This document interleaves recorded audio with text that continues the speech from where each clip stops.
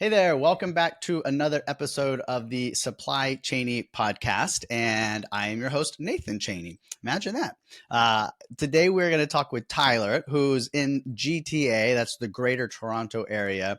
And he looks after some logistics and supply chain bits and pieces for a company called Quadra Chemicals. Talking to Tyler in the past, actually, I was hosting a panel conversation within CSCMP. And he was introducing himself, and he said, "I think Tyler, you said like if you've ever had anything with like chocolate milk in Canada, you and your company probably it came from from Quadra or something like that." It did, yeah. Yeah, We manufacture all those dairy, like all the cocoa powders for all the dairies across Canada. It's a yeah. nifty thing. Yeah. Lots of brown chocolate cows running around somewhere in your Pretty much, backyard. man. That's where I tell my daughter that chocolate milk comes from. Comes from a brown cow. Brown cow. Uh, so welcome to the podcast, Tyler. Thanks for hopping on. I think what struck me the most is on that during that little panel sort of discussion is that you seem to just be like really in tune with what's going on in the supply chain industry, but also with like a really nice touch of history and politics and economics and all that sort of good stuff. So I was just like, man, I should bring this guy on and pick his brain a bit. So thanks for coming on. Give us a little bit more of your background and tell us about Tyler. Yeah. So I mean, Nathan, you and I chatted on that CSCMP conference. It was kind of cool. It was nifty to be. We had that round table. There was people in Chicago, and then people in a room in the basement of an Italian restaurant in Mississauga. That we walked through like a freezer door kind of thing, and it was like a speakeasy vibe. But I Yeah. mean, I started in the industry. I mean, I went to school for international business and economics, and then I kind of landed a gig after grad school. I landed a gig working at Quadra, managing. I started in logistics, doing a couple project pieces, warehouse, inventory control, that sort of stuff. And then I ended up, the role kind of morphed as the company grew. The role morphed into like a real logistics role and taking on a lot of the responsibilities that kind of centered around, how we move our goods from, you know, the US domestically in Canada, but my role mainly focused on, the cross-border piece, right? So I focused on a lot of stuff coming out of Mexico, mainly the US. A lot of people don't know this, but the bulk of the volume that moves between Canada and the US or into Canada is moved on Canadian trucks. 85% of trade done in Canada is done through Canadian drivers. It's generally bringing freight from Canada or products from Canada down to the US and vice versa. I'm sure we'll talk about it, but that's kind of all distorted right now, as Yeah. one would say. But yeah, I mean, it's a cool place, family run business. I've been there for 10 years. One of the nice things about, or I guess one of the cool things, it has the family vibe. As we've grown, I mean, Quadra's over $1 billion company now, operating actually not too far. We have a U.S. office down in the Woodlands, so not too far from Okay. where you are. Yeah. Recent expansion in the U.S. over the last probably 5 or 6 years, which has been good. I mean, that's the market. They're in terms of size, like probably the sixth or seventh largest chemical distributor in North America. So Okay. a lot of learning, a lot of experience. I mean, for me, I've had a great opportunity working with a bunch of cool individuals on both sides of the border. Having awesome opportunities to travel for what I do, and I get to spend time with the kids, and all of this kind of culminates in the fact that I do give my time back. I love to teach, so I teach a couple supply chain logistics courses down at Niagara College. Have a number of students, so I get to share the wealth of information learned in the industry in the classroom too. So it gives a nice, it rounds it out, and the students appreciate it too. So I think that's Awesome. about me. I Yeah. think. What I like to do is I try to like hit the little time warp button and go back years and kind of learn about where you were born and what interest, Yeah. what kind of trouble you got into as a kid, and and kind of thinking about college and a career. Like, kind of can you walk us back to those early days? Sure. Yeah, I mean, so I was, maybe people won't know this, but I was born and raised in Hamilton, Ontario. Like it's about an hour, really about an hour from Toronto and an hour from Buffalo, like kind of dead smack in the Okay. middle.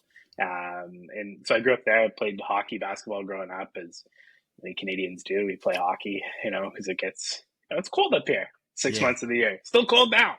But I mean, I grew up in Hamilton's predominantly, it's a steel like when I growing up, it's a steel place. Like that's where steel is made. There's two major steel factories here, a lot of industry, and I mean over time that's changing, right? So I mean, you know, my dad and my grandparents, they all worked in that industry, right, for the two various companies that are in the city. And now, I mean, we're starting to see that expand out, but heavily manufacturing based in Southern Ontario, right? Which I mean, we're seeing with all the automotive parts that are manufactured here, cars, that sort of stuff. So yeah, I grew up playing sports, and then I went to university. Initially, I went to university for engineering, and then I realized, I lived at home and I was like, I don't know if I want to do this. So I found a program actually down at Niagara College, and it was in international business and like economics, like global development, that sort of thing. And so I said, I'll give it a shot. And so I applied myself, and it gave you that, because it was a college program. Like in Canada, universities and colleges are run by they're publicly funded, right? So tuition's relatively inexpensive, um, so to speak. But as a result, so there's two different streams you can go. You go the university route, which is more your theoretical based, or you can go like the college route, which is similar to like community colleges in the States, like the associate degree stuff. But then Mm-hmm. back probably, I don't know, 15 years ago, the province of Ontario started granting colleges the ability to give out degrees. And so of that, they started with these applied degrees. That's what I went into. So you get the theoretical aspect of, you know, business school company with, the case study based methodology, right? So put it all together. So I spent 4 years, got my BCom, and then I said to myself, what do I do now? I didn't really know what I wanted to do. So I went to grad school, did an MBA, and studied management and entrepreneurship and strategy. And from Yeah. there, it led into a co-op. I did a co-op at Quadra in university. They liked me. They hired me again on another co-op, and so I worked there for 2 summers, and then it was time to find a job. When school finished, I thought, well, maybe I'll go do a PhD, because I really wanted to be a student forever, and not have to grow up and have a life. But so I started working in the industry selling attachments for truck cranes and excavators, still kind of in the supply chain space, not quite. And then an opportunity came at Quadra, and they said, "Hey, we'd love to have you back. You want to come over and start in an entry level as like a logistics coordinator role?" And I said, "Oh, why not? Let's give it a shot." And I was still like 24, 25, like it was young. So I was like, I could do this. And then I loved the people. I had worked there before, and then I just Right. kind of stayed, and my role just kept evolving over time, right? So, Yeah. you know, yeah. That's interesting. You're kind of highlighting there's two different like career paths, right? Sort of, which is the change jobs every few years and get a little pay bump and get a promotion of some sort and advance your career that way, or the version that I wish I had kind of subscribed to more, which was just like park myself, hang out there, and just outlive everyone else, because everyone else will be churning, right? And you're that one that stays. So you're naturally, so it's like there's two different paths, I guess, in a career. Any more thoughts on those two options? Yeah, I mean, along the way, like, and I'm sure if people I work with hear this, but I mean, along the way, I've had opportunities to look at other places, right? I had Right. a boss at one point in my career said, you should always be looking at your resume. He used to say to me, take a look at your resume, see where you are and see where you are currently, where you want to be, and what skill gaps you have that you need to fix or you need to have or gain in order to make it to that next level. And sometimes like I applied to like one or two jobs just to see like what happens, the interview, see what the opportunities are. But I Right. mean, it's this funny thing we have in the organization I've been at for a number of years. It's you know it's such a family environment. It's really hard to leave and walk away, right? And that's one of the things that makes it's working is not just about a job, right? You have a job, anybody can go to work every day and get paid, but if you like what you do, then that's a huge benefit, right? I think we look at like what just after the pandemic, what was it, the Great Resignation, and everybody shifting jobs for more money, and then what happened over time? People end up back where they're supposed to be, or they're not happy because things are often the grass is not greener on the other side. I guess. Yeah. I often will, kind of talking to folks or mentoring students and whatnot. I'll often say that whenever you are considering, a job opportunity or interview and whatnot, keep in mind that company is just as interested in impressing you and getting you on board and telling you the things you want to hear to get you in. And when you get in and on board, it may not be quite the same as the picture that was painted for you, right? So you're always at risk when you're making those career moves of, are you getting sold a bill of goods that's not quite, accurate, and then you make that career move and you're like, man, this wasn't what I thought I was going to get into, right? So It does um happen. Yeah. yeah, Probably yeah. more times than people actually admit. Possibly because you're admitting that you made a mistake, sort of, right? That you kind of fell for the marketing and whatnot. But anyway, good for you. A while ago you mentioned that you thought about, or you did get a PhD. Like you kind of stopped No, at, or you thinking thought about about it. it. Okay, you're Yeah, thinking thinking about it. about it. Okay. Yeah, yeah, yeah. It's. I mean, it's always there, right? I mean, at one point in my life, I'd probably like to migrate over to just teaching 100%. I think it's a lot of fun, right? And I Yeah. enjoy it, So we'll see. I mean, it's the nice thing about PhDs is there's a lot of funding for them, right? So it doesn't cost a whole lot. It's not like doing an undergrad or an MBA. It's not the same Oh. price. Yeah, yeah. So price wise, anyways, I think if you can get funding or you can do it part time, and again, I'm not an expert in this, so nobody quote me on this one because Yeah. don't Yeah. come for me in the comments as they say. But I mean, there's options. There's lots of options. I mean, there's universities that'll do it for I think $10,000 a year or something like that. So it's not a huge cost up front. But I mean, if you get grant money, there's cuts that cost down.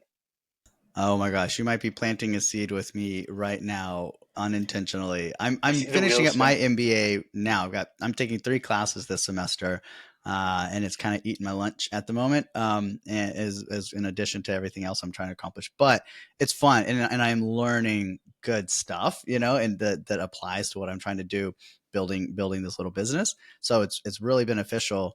Um, and I'll always be learning, kind of to your point. Like I'm already like, what might I be doing next? To just keep building that toolbox of skills.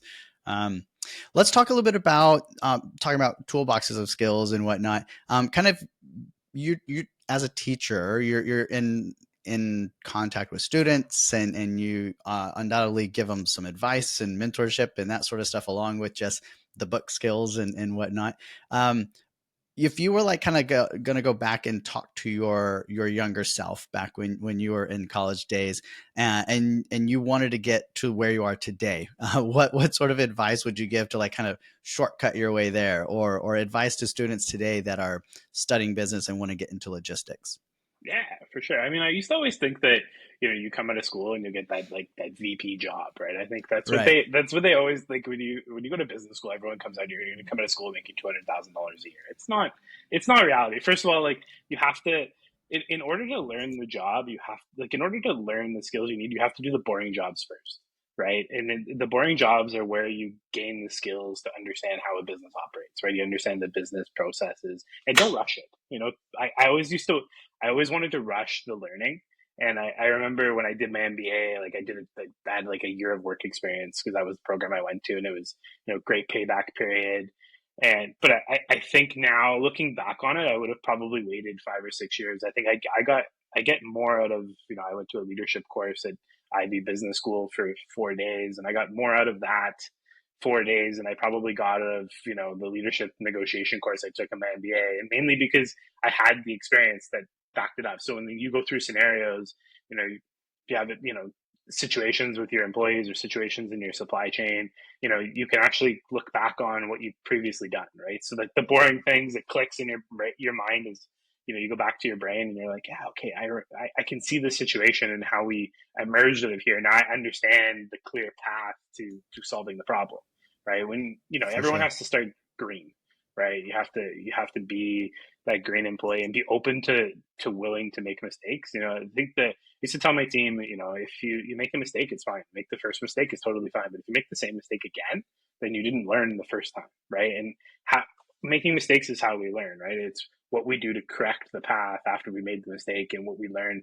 If I'm going through a situation when I'm, trying to find this, a truck down in the States and it's produce season, we all know how produce season happens in the U.S. and all of a sudden, you know, capacity is super tight, and you promise something, well, you might be paying more for it, right? And that's a mistake you make, and you only make that mistake once or twice, and you learn from it, right? And I think there's a lot of, if I look back on some of the things I tell students now, and even my some of my team members, it's guys, we make a mistake, it's okay. It's okay to make the mistake. It's what are we doing with it? What's the learning that's come from it?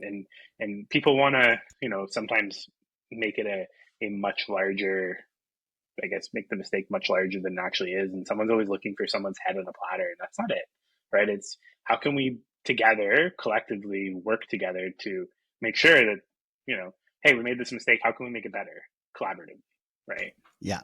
If you can learn from it and improve on it, then it was almost worth the pain and heartburn of the mistake, because you're going to be better for it, because now you uncovered a stone. We're like, oh yeah, let's that was a bad thing. Let's not do that again. Um, Yeah. Just don't do it like two or three times. Do it once. yeah, yeah, You yeah. know?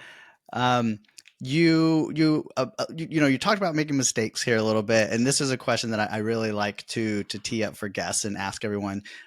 Is Can you kind of talk about a mistake that you've kind of made in your years where something fell through the cracks? You made one of those really big lessons that you will remember for forever, sort of, and now you get to share it and be like, hey, this is this thing I did, this is what I learned from it. Do you have one of those stories? I mean, I make no mistakes. Oh, Maybe okay. no, Oh, yeah, well, no, I'll take a note here.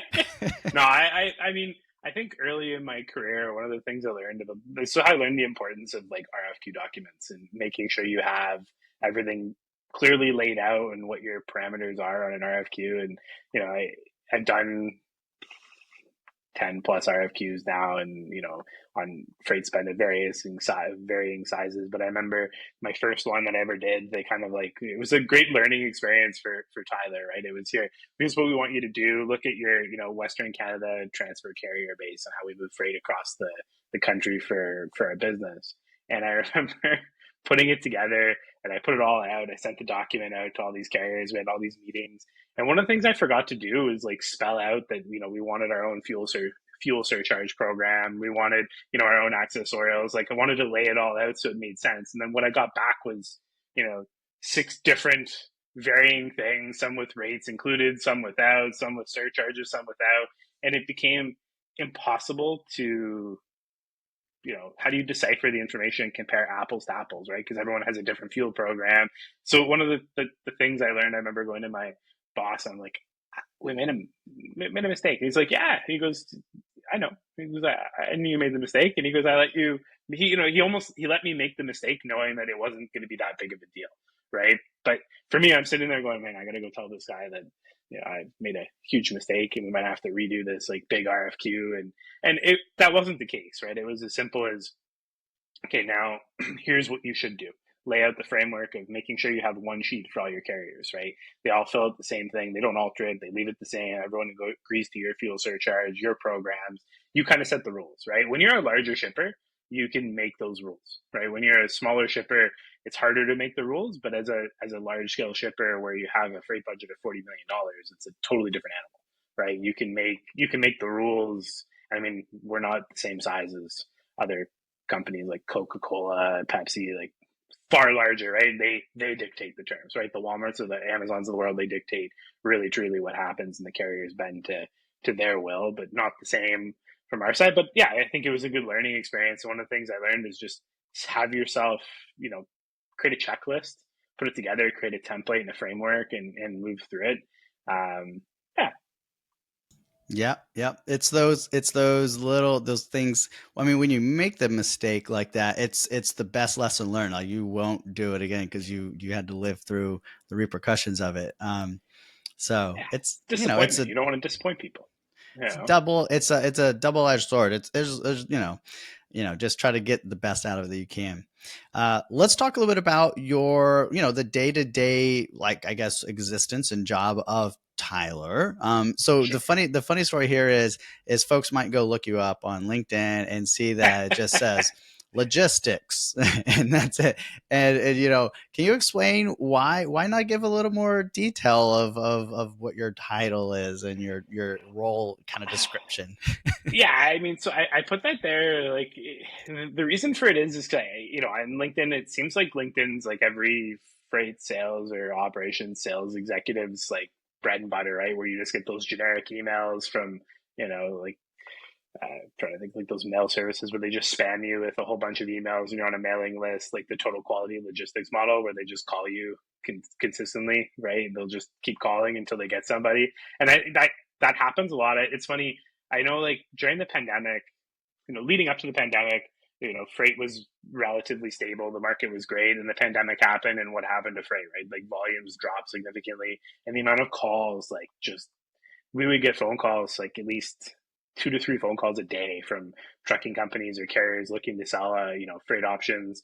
And then, when the market returns to normal, you hear nothing, right? And then it continues again, and they hit you up on LinkedIn, and I don't mind it, but I think the biggest issue is when someone finds out you're the decision maker and how decisions get made, then they consistently always send you emails or whatnot. And I think we have a formal process. One of the things we like to pride ourselves on is, when we're doing business with someone, we're not looking at another partner through business, right? Like we're not going to look to solicit business from somebody else if we're already doing business with that individual partner, right? Everything we do is through RFQ because it makes it a fair process, right? If you can provide great pricing, then great, we'll look at you, right? So I think from my perspective, I've always kept my title very anonymous, so that way, like, you get a little bit of. It's probably not good for my career growth at all, or someone looking to, hey, we'd like you to come join our organization.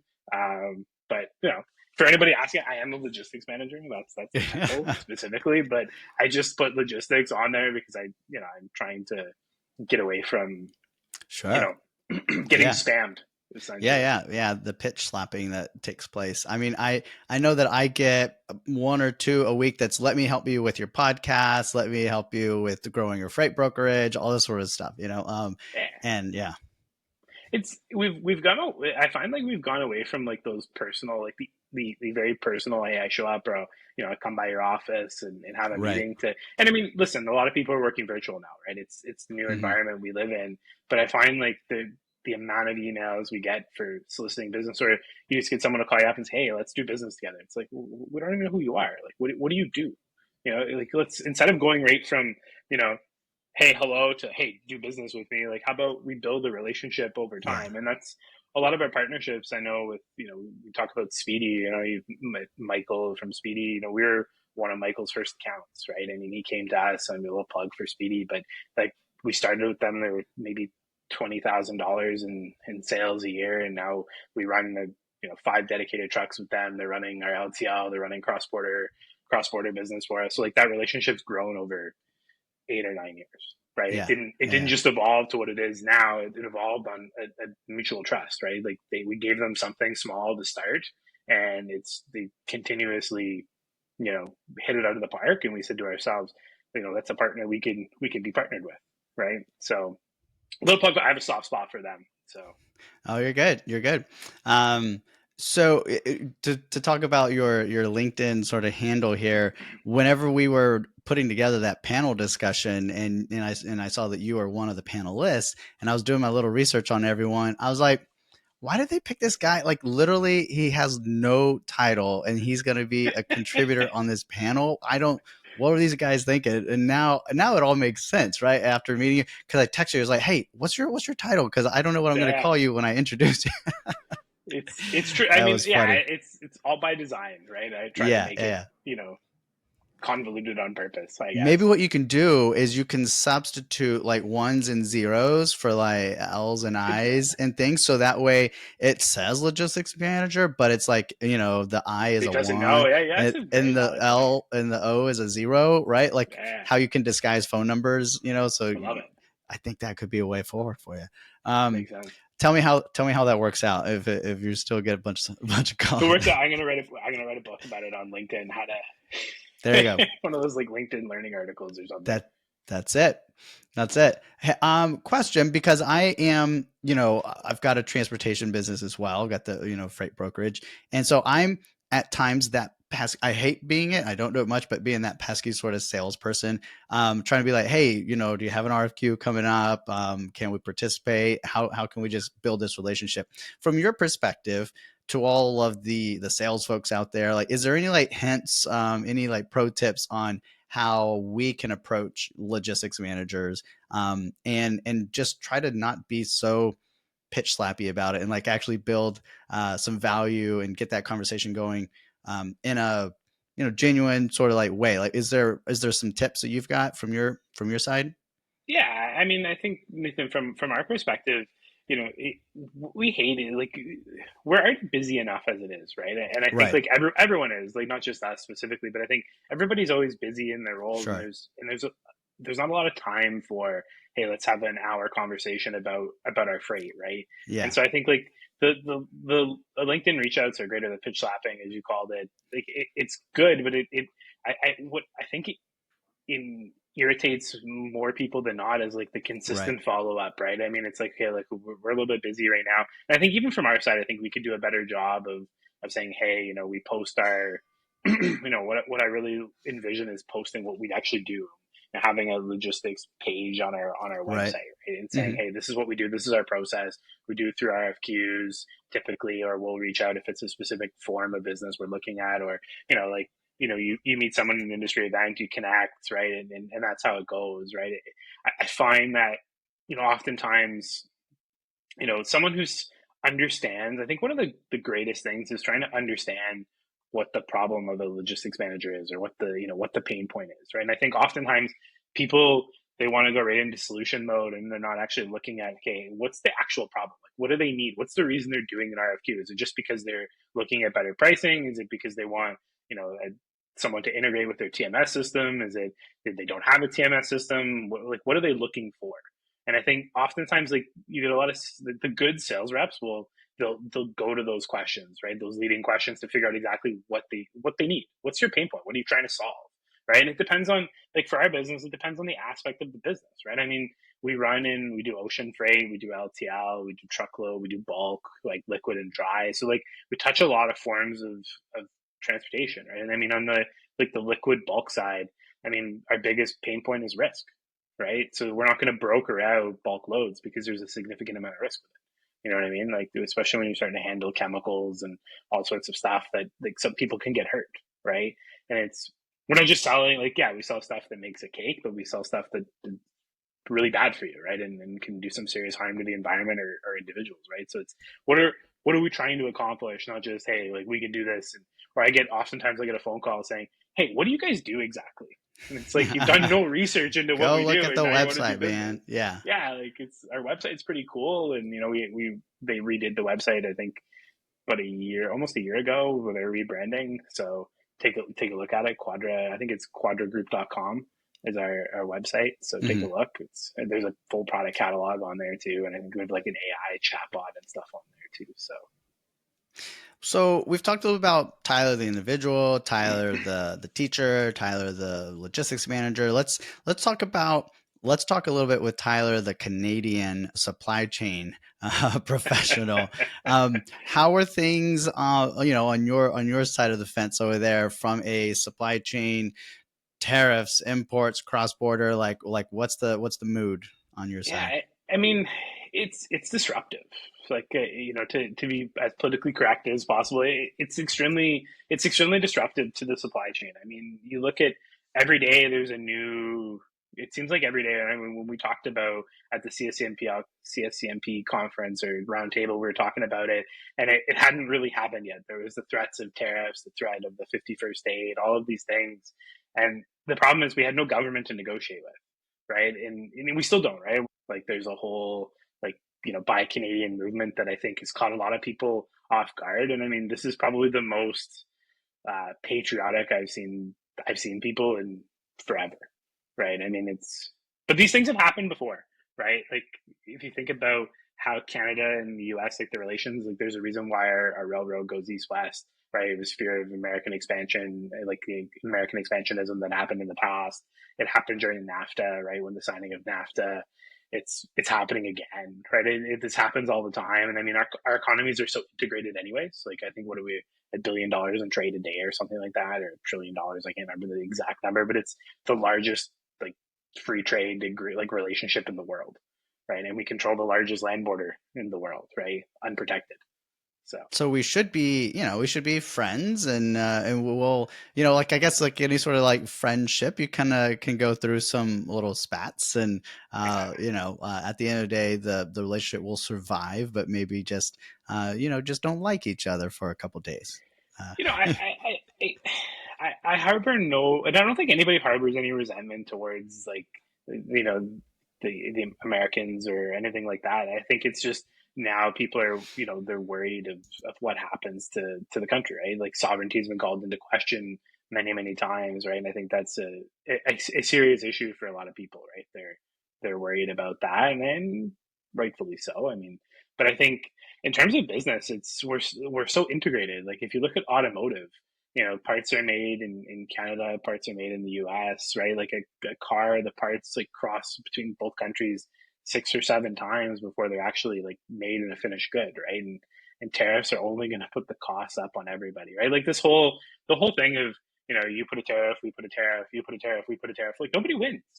You know what I mean? Like just nobody's winning in this game of you know Yeah. countering tariffs, and all it's doing is driving up prices on both sides of the border, right? And you know what I mean? You go to the grocery store, it's going to drive your prices up. It's going to drive our prices up. Nobody wins.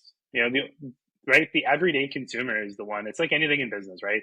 If you're the everyday consumer, you're the one that's going to get tacked with the bill at the end of the day, right? That's what happens, unfortunately. Yeah, yeah. How are you? You don't need to say give all the secrets, but like on the day to day, are you kind of business as usual? You're just going to truck ahead and whatnot, or are you doing some adjusting to your supply chain to try to counter the sort of volatility and turbulence that we're facing?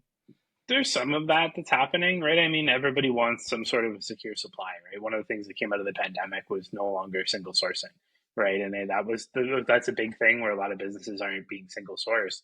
But I mean, a lot of our products, like we're pulling stuff out of the U.S. that's actually it's not necessarily American made products. It's stuff from Europe or stuff from other parts of the world that are just in the U.S., right? Like we pick up a lot of stuff in New Jersey, well, it's stuff that's coming into the port of New Jersey through some of our suppliers, and we're pulling it out of the U.S. because the U.S. has it's a much larger market, right? So our suppliers are allowing us to pull from their American stock, right? And and then some of it's made in America, right? We're pulling stuff from the Chicago market all the time, where it's actually made in the U.S. and vice versa, right? I mean, it works on both sides, right? So it's how does this it's fun. It'll be interesting to see how this all ends and what the greater, this is one lead up to a giant renegotiation of USMCA, Kuzma, whatever you want to call it, the new NAFTA, right? So I mean, what that looks like, I truly think like both sides of the border, we like doing business with the Americans. I'm sure the Americans like doing business with the Canadians. I've seen a lot of like support from people in the States for Canadians, and I think it's just an interesting time, right? I mean, there's the global reset of trade policy is happening, right? It's not just with us; it's happening with every country in the world, essentially, right? So, what that means at the end of the day, nobody knows, right? And I mean, we'll see what happens, but I think from our perspective, we're trying to shift where we can. I would think, and I think there's a lot of people that are doing that, right? But there's some things that you just can't replace, right? It's no different than the U.S. It's hard to replace Canadian oil or Canadian potash that's used for fertilizers, right? That's why they only got slapped with a 10% tariff, right? Because if they got the full 25, it would push prices way too high, right? And it's the same thing from our perspective too, right? Like we need things like that come out of the States. Like we need produce. Like produce is a big thing. You guys can grow produce pretty much year round, right? We can for part of the year. We have some greenhouses that are growing all year round, but not everything comes from that we can make domestically, right? Like where are we gonna get oranges from? Can't grow them here. Yeah. Right, right. So And we, and we can't grow coffee, so we all rely on each other for what the natural resources and things that we have 100%. around the world, right? So it's like we're never going to have coffee plantations here in the US at any kind of scale adequate to meet the coffee addiction that we all have. So it's, we got Yeah. to we're gonna get through it one way or another. I think it's all going to end, when the dust settles. I think there's going to be some winners and some losers, but I think in trade, if you look back 10, 15 years ago, Canada is the one that ran the deficit, right? Like it was the other way around. Like oil, like when you factor out oil, like if you factor out energy out of the US actually has the surplus, right? Hmm. Did I say that right? Yeah, yeah. No, we're the ones with the surplus. Let me back that around. Like Yeah, we're the yeah, ones that end up with the surplus, right? But I mean, energy is a big thing, right? Everybody needs it, but the price of energy has gone through the roof because of all the conflicts that are existing in the world and supply. And I don't want to talk about the economics of how oil pricing is done, and the conglomerate that is oil pricing. But you know, yeah, yeah, yeah. Well, as we wrap up here, is there any topic or anything on your mind that we didn't uncover here that you would like to just make sure that listeners kind of take away from this quick conversation? yeah, I mean, if there's anybody, I think one of the things we look at is, the supply chain will come back, right? I mean, reshoring is going to happen, I think, on both sides of the border, right? There's things that are going to come back to both economies and things will balance out. This is just a small blip in the radar, right? I mean, for people that are worried, like, you can be worried, but there's no sense in worrying until it's at your doorstep, and by then it's too late anyways. So, like, there's no point in worrying because you can't control it, right? Especially when decisions are being made, it's okay. Everything will balance out at some point or another. So don't worry too much. All right, all right. We'll try to scream that louder to everybody. Um, okay. Well, hey Tyler, thanks for coming on and chatting with us and sharing a little bit of your expertise and experience. And I'll probably see you at an upcoming event somewhere Oh, for within sure. maybe the CSCMP world. So Yeah. uh, Thanks for take having me. care. See you, man.